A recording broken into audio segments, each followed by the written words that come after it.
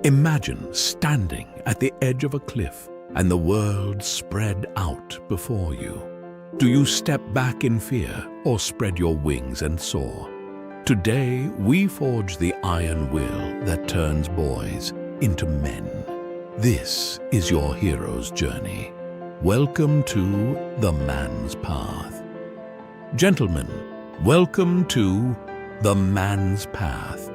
Today we're diving deep into what it truly means to be a man in today's world. It's a question that's plagued societies for millennia, but today we're cutting through the noise. We're not here to conform to society's ever-changing expectations. We're here to uncover timeless truths about duty, strength, and wisdom. We'll be drawing wisdom from the Stoic philosophers, men who thousands of years ago grappled with the same questions we face today. Their insights have guided emperors, warriors, and leaders throughout history. But make no mistake, this isn't a history lesson. This is about you, right here, right now. By the end of our journey today, you'll understand your path as a man better. You'll be equipped with practical wisdom to face life's challenges head-on. So, are you ready to step into your power? Let's begin. The forge of adversity. Just as this molten metal is shaped by intense heat and pressure, a man's character is forged in the fires of adversity. Being a good man is easy when life is smooth sailing, but your true mettle, that's revealed when you're up against the ropes. Take Marcus Aurelius, one of Rome's greatest emperors. During his reign, the empire was ravaged by the Antonine Plague. Millions died. The economy crumbled. Yet in the face of this catastrophe, Marcus wrote, "You have power over your mind, not outside events. Realize this, and you will find strength." Marcus understood a fundamental truth. We can't control what happens to us, but we have absolute control over how we respond. When you face a challenge, do you crumble like a house of cards or stand firm like a mountain? The choice is yours, and that choice defines you as a man. But here's the kicker, gents. Adversity isn't just something to endure. It's an opportunity. Every challenge you face is a chance to grow stronger and become more resilient and capable. So the next time life throws you a curveball, remember this: you're not being punished. You're being initiated. Embrace the challenge. Learn from it. Grow through it. Because on the other side of that struggle, that's where you'll find the man you're meant to be. Now that we understand how adversity shapes us, let's explore the core virtues that define true manhood. The pillars of manhood. Gentlemen, if manhood were a temple, it would stand on 4 unshakable pillars. These aren't just abstract concepts. They're the load-bearing walls of your character. First, we have courage. Not the absence of fear, but the will to act despite it. It's stepping into the arena of life, knowing you might get knocked down, but being willing to get back up every single time. It's the firefighter charging into a burning building when every instinct screams to run the other way. It's you facing your fears head-on, whether that's asking for a promotion, standing up for what's right, or admitting when you're wrong. Next is integrity. This is the alignment between your words and your actions. It's doing the right thing, even when no one's watching.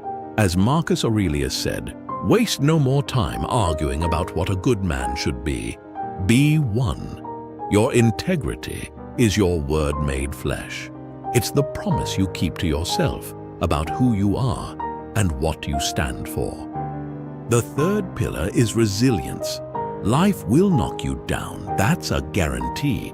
Resilience is your ability to get back up, dust yourself off, and keep moving forward.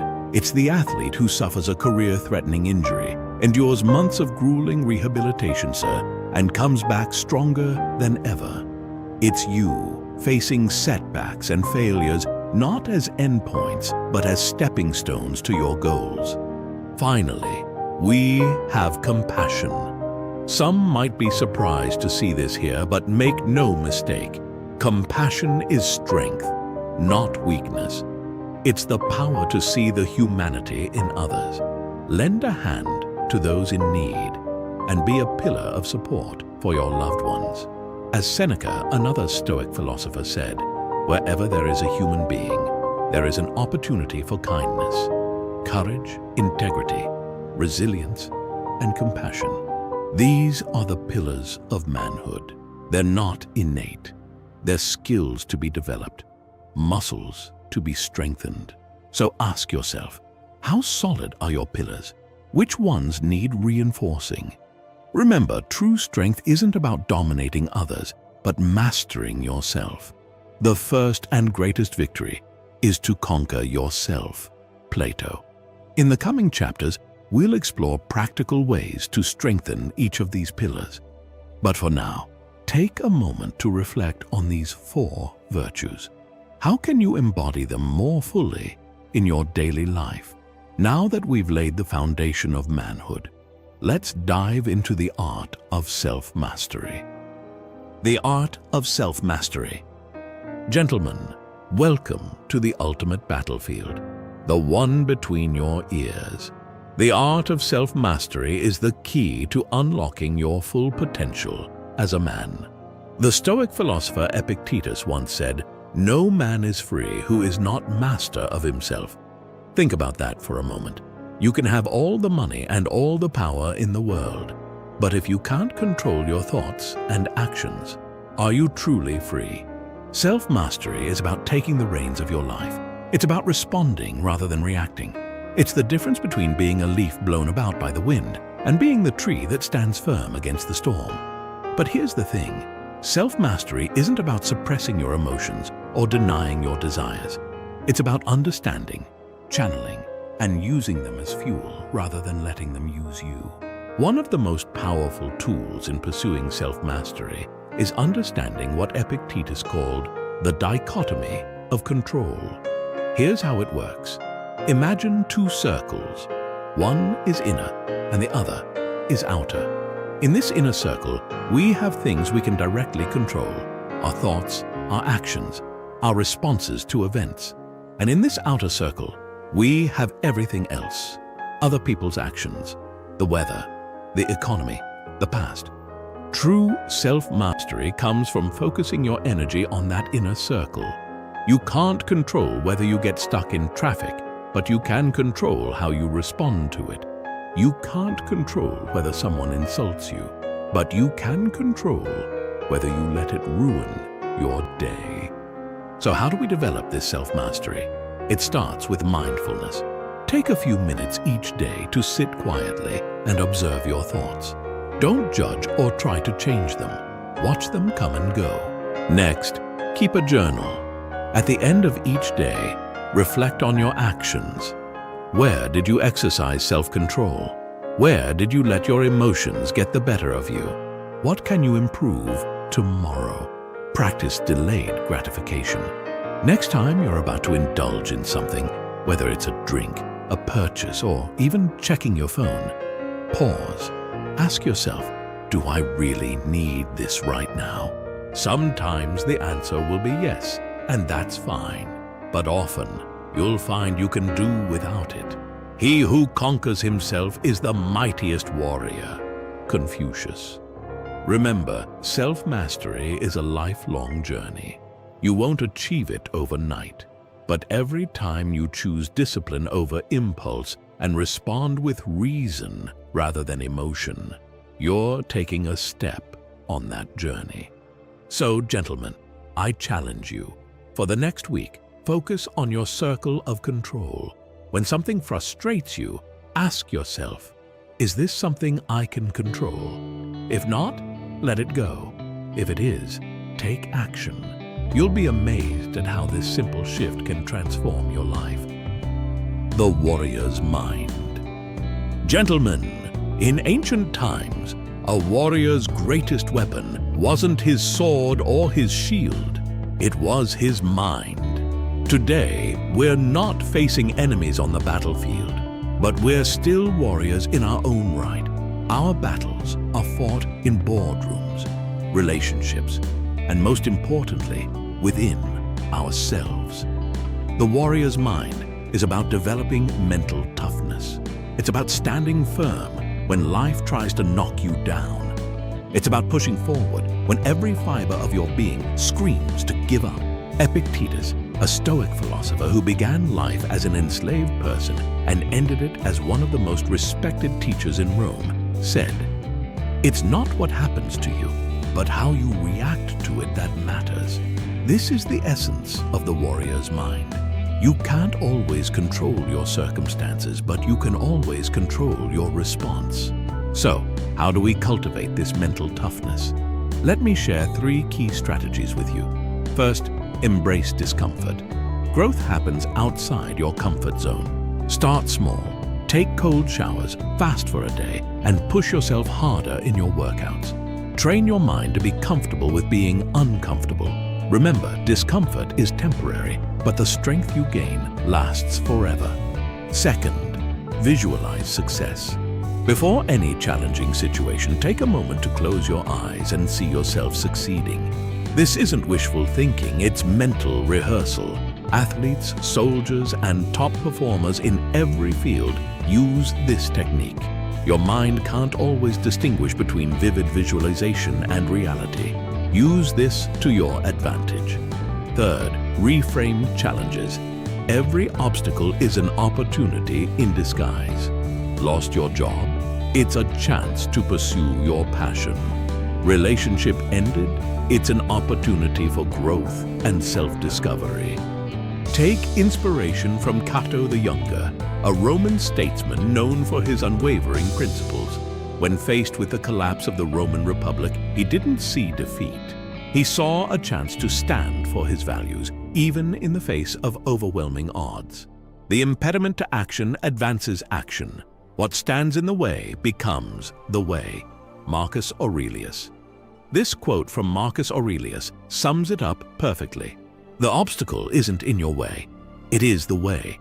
Developing the warrior's mind isn't about being fearless. It's about feeling the fear and pushing forward anyway. It's about viewing life's challenges not as burdens, but as opportunities to prove your mettle. So the next time you face a daunting task, a difficult conversation, or a personal setback, remember, you have the mind of a warrior. You have the strength to face any challenge. You have the power to turn obstacles into opportunities. The Gentleman's Code. Gentlemen, we've forged the warrior's mind. But true strength isn't just about conquering challenges. It's about how we carry ourselves in victory and defeat. Enter the Gentleman's Code, the art of balancing power with grace and strength with respect. In today's world, being a gentleman might seem old-fashioned, but make no mistake, it's more crucial now than ever. It's about having the strength to be kind, the courage to be vulnerable, and the wisdom to know when to stand firm and when to yield. At the core of the Gentleman's Code is respect for others and for yourself. Confucius said, "Respect yourself, and others will respect you." It's a simple principle, but the foundation of all positive relationships. Respect isn't just about grand gestures. It's in the small things. Holding a door, listening attentively, keeping your word. These small acts of courtesy aren't signs of weakness. They're displays of strength and self-assurance. Next, we have honor. Honor isn't just an abstract concept. It's a practical guide for decision-making. When faced with a tough choice, ask yourself, is this honorable? Would I be proud to have my actions known? Consider Cincinnatus, a Roman statesman. Twice he was given absolute power to save Rome from crisis. Both times he voluntarily relinquished that power once the job was done. That's honor in action. But being a gentleman doesn't mean being a pushover. It's about being assertive without being aggressive. It's standing up for what's right, speaking your truth, but doing so with respect and dignity. When you disagree with someone, attack the idea, not the person. Use I statements to express your feelings without blaming them. I feel frustrated when is much more effective than you always. The true gentleman is subtly poised between an inner toughness and outward reserve. Paul Fussell. This balance is key. You can be strong without being harsh and confident without being arrogant. And here's a truth many miss. It takes strength to admit you're wrong. A true gentleman isn't afraid to apologize to show vulnerability. It's not a sign of weakness. It's a sign of integrity and self-awareness. The gentleman's code isn't about adhering to outdated rules of etiquette. It's about being the best version of yourself, treating others with respect, and navigating the world with honor and dignity. So, I challenge you. In your interactions this week, consciously embody the gentleman's code. Be respectful, even to those who may not deserve it. Stand firm in your principles, but be open to other perspectives. Be the man others look up to, not because they fear you, but because they respect you. The legacy builder. We've come to our final chapter. We've forged our character, honed our minds, and refined our conduct. Now, it's time to look beyond ourselves and consider the mark we'll leave on this world. This is where we become legacy builders. What we do now echoes in eternity. Marcus Aurelius. These words from Marcus Aurelius remind us that our actions today shape the world of tomorrow. Your legacy isn't just what you leave behind when you're gone. It's the impact you make every single day. But here's the thing about legacy. It's not about glory or recognition. It's about contribution. It's about improving the world because you were in it. Think about legacy in 3 expanding circles: family, community, and society. First, family. This is where your legacy begins. It's in the values you instill in your children, the support you provide to your partner, and the respect you show your parents. It's in the moments of laughter, the shoulders offered in times of tears, the traditions you create and uphold.